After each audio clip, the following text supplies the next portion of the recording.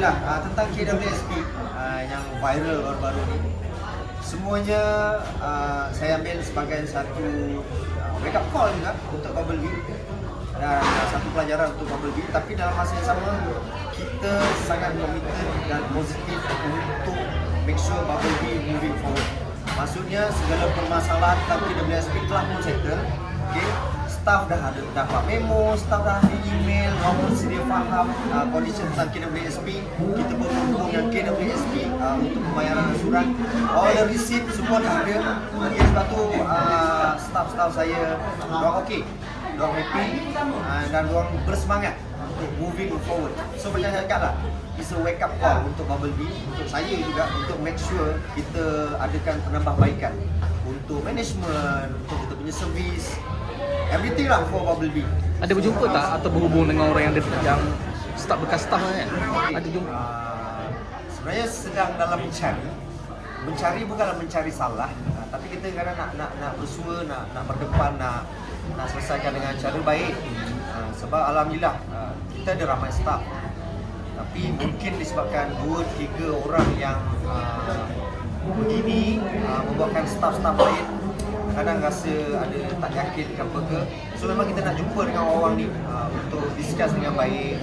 Maksudnya kalau kata dia dah tak ada urusan dengan Bubble Bee, kita nak janganlah adakan cerita yang tak baik untuk Bubble Bee.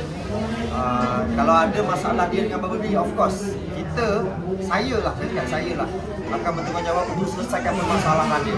Tentang isu gaji ke, tentang KWSP ke, saya akan selesaikan. Bubble Bee akan selesaikan dengan cara yang baik dan cara yang betul.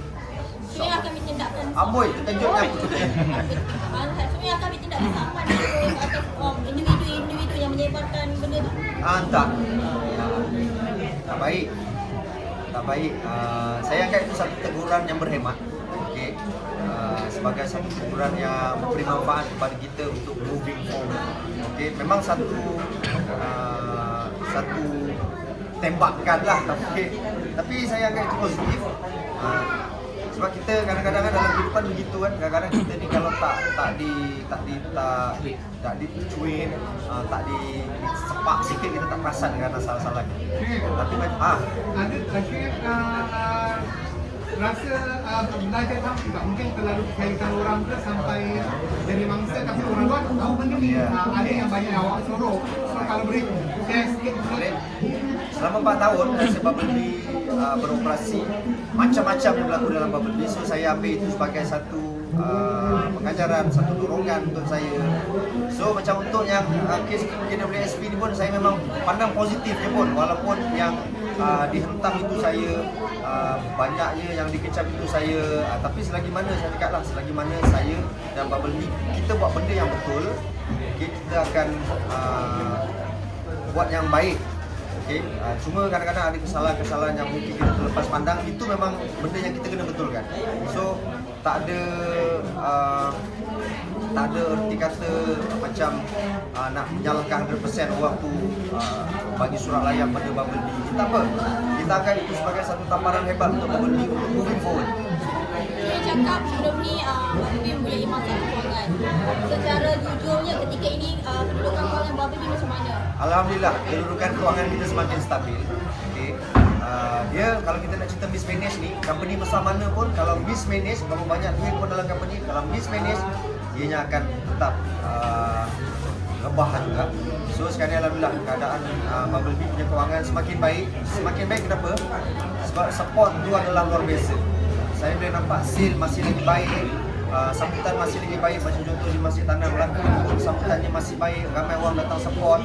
And then bila orang datang pula Masjid Tanah ni tengok, outlet dia lain, kita bawa kelainan, look and feel, colour, so orang rasa macam yes, Bubble Bee committed.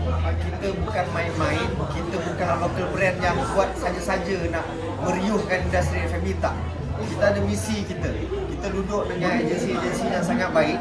Kita ada bank-bank yang baik dengan kita, yang support kita, yang nak tengok Bubble Bee ni suatu hari duduk sama level dengan brand tradisional.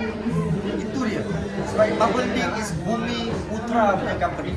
Ada orang kaitkan kehidupan mewah show ini juga menyebabkan orang macam rasa tak senang hati sebab tu orang mengaitkan dengan Bubble Bee. So, menyesal tak tunjuk kemewahan hidup. Tak kerja, Okey, solat. saya bukan buat bubble bee, saya kerja. Saya kerja bangun 4 pagi ya sebagai seorang penyampai radio. Saya alhamdulillah jadi duta beberapa produk. Jadi kat situ maksudnya sumber kewangan saya datang daripada sumber lain juga. Okey. Dan kalaulah hari ni kan saya boleh kongsi sikit.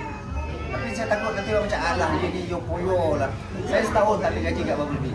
Setahun saya buat marketing for free for Bubble Bee. Tapi kenapa? Sebab saya owner Bubble Bee.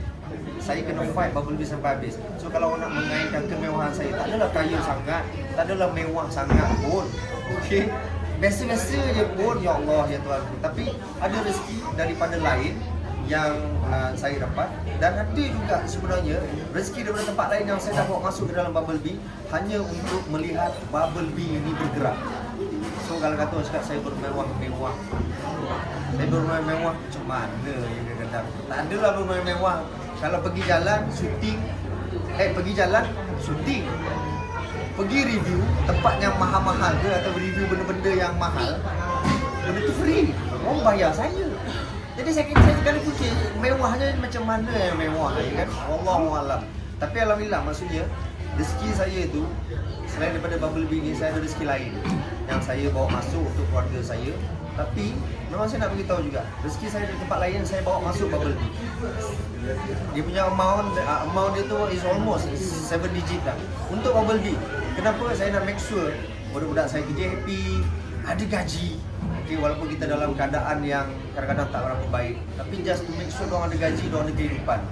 Okay, so janganlah cakap saya bermewah lagi biasa je. Saya muka miskin, muka biasa je. Saya bukan muka orang-orang artis 20. Muka ada-ada. Ha? Muka ada-ada. Tak, muka ada-ada. Kalau ada-ada alhamdulillah. Saya muka orang awam. Saya muka orang awam je. Tak ada muka T20 pun. Ya Allah. Tapi kali ni nampaknya berdepan dengan benda ni nampak tenang, macam dah tak hidang, dah Lagi tak teruk puasa. yang hari tu kita dia punya hari teruk. Yang mana? Yang hari tu Sebelum mula. SPRM tu sebab mula-mula kan, first time kena, terkejut. Tapi Sekarang kan orang tak peduli lah. bukan tak peduli, kita ambil peduli apa yang baik untuk kita. Tapi kalau benda yang tak baik, yang rasa-rasa nak menjatuhkan saya, nak menjatuhkan Bubble Bee secara membabi buta, saya sangkal lah. Tapi ada yang agak personal sampai kan sakit pun dituduh bukan-bukan Betul. Dan kata-kata kasar sangat pun kan. Betul. So, Itulah. benda-benda Benda-benda macam tu lah yang saya kadang-kadang kita tak nak normalisasikan benda tu. Okey, takkanlah hanya disebabkan benda-benda yang tak berkaitan tiba-tiba hentam orang tu, cakap orang tu itu ini, tak kena mengena kadang-kadang. Business is business. Kehidupan peribadi adalah peribadi. Kehidupan saya sebagai anak seni adalah anak seni. So berbeza tu kan. Kena asing-asingkan lah. Takkan semua nak pukul rata je, kesian dekat saya. Ini barang-barang gaji tadi tu, dijanji tidak selesai sepenuhnya. InsyaAllah sebab kita dah dapatkan daripada KPSP untuk pembayaran secara berperingkat. So ada calculation yang dah dibuat di situ. So insyaAllah sebab bila kita untuk ansuran ni, diorang itu terpulang kepada badan tu sendiri 12 bulan ke 26 bulan ke, which is itu terma yang sah untuk diorang bagi kepada kita, which is kita boleh ikut dan kita boleh praktikkan. Syuib, bila isu timbul kan dan Syuib banyak terima kecaman dari segi perniagaan Bubble Bee ni macam mana? Banyak merosot ke? Masya Allah, itulah dia. Kecaman demi kecaman, tapi alhamdulillah. Ini semua rezeki Allah, semua kuasa Allah. Kita punya sale maintain dan makin naik. Okey, alhamdulillah. Mungkinlah kadang-kadang kecaman tu bila kita beranggapan yang itulah kecaman yang positif, Allah akan berikan sesuatu untuk kita. Okey, sebab saya selalu pegang selagi mana kita tidak berbuat salah, tak menganiaya orang, insya-Allah Allah akan mudahkan. Ada kesilapan bagi saya dalam bisnes itu biasa. Okey, ada silap kita kena betulkan. Ada silap kita kena buat penambahbaikan. So itu jalan dia. Itu cerita dia. Jangan bila kita ada silap kita melenting tak tentu arah. Kita rasa orang nak jatuhkan kita sangat. Tapi kesilapan kita tak betulkan. Tapi sekarang kita memang membetulkan segala keadaan. Sebab kita nak moving forward. Kita tak nak orang tarik kita beratkan kita tak nak. Kita nak mudahkan.